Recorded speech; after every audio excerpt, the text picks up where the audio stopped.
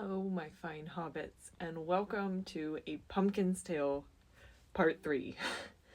Boy, do I have an update for you. In our previous installment, we found out that one who we shall call Templeton committed an act of murder and atrocity upon one of the seedlings. And I regret to inform you that Templeton is now a serial killer. Now, I don't want to be spreading rumors. I can't 100% confirm that it was the exact Templeton that did this, and by that I mean the exact rat. But I'm just going to have to roll the footage and let you see for yourself. My strategy to try to keep the seedlings safe from snails and slugs was to not only put empty strawberry baskets on them, but put them up on this table.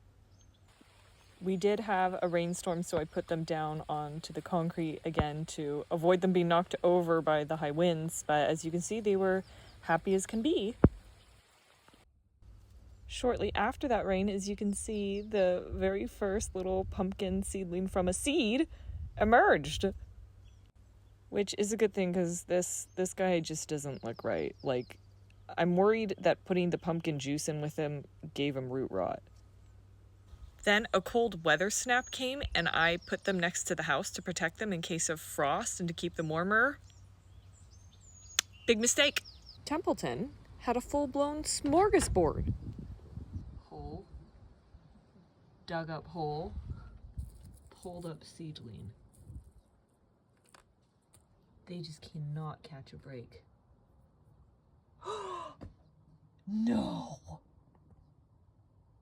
He went through every single one. Oh my gosh. Oh my gosh. There's literally nowhere they can hide. Oh my gosh. This too, probably. Oh my.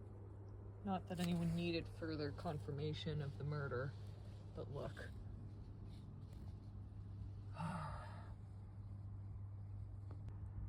Look at all this. What's sad is it's like, I think it thought it was going to get some pumpkin seeds, and instead it just got little plants. Again, I don't have 100% proof that it was the same Templeton, but I do have it on good authority that he looked very similar from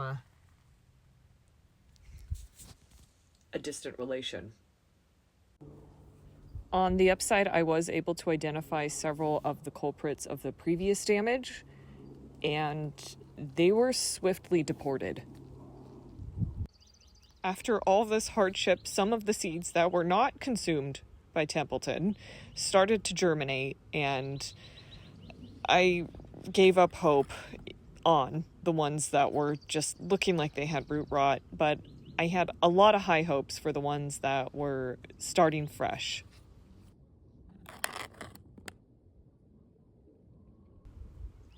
Root rot, sadly, had definitely set in, and it's just like, they just don't look right. Maybe they did start off as aliens and they ended as aliens, but the ones that started off as seeds are looking great.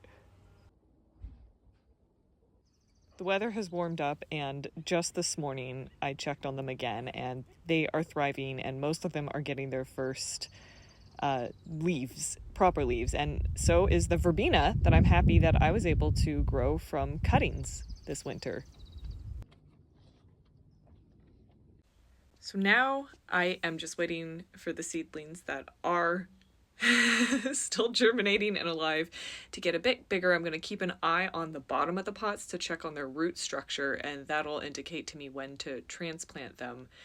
I'm regretting a bit putting them in those 6-celled planter things, because not only does the plastic get hot, and I don't think their roots like being hot, but gourds in general do not take well to root disturbance, so it's usually better to sow them in a compostable pot. And I was just so excited at the time that I wasn't thinking straight when I put them into that 6-pack. So we will see how they fare once they're big enough. I'm preparing a spot in the garden to put some of them. So thank you so much for watching, and I will check in back in with you soon with another update.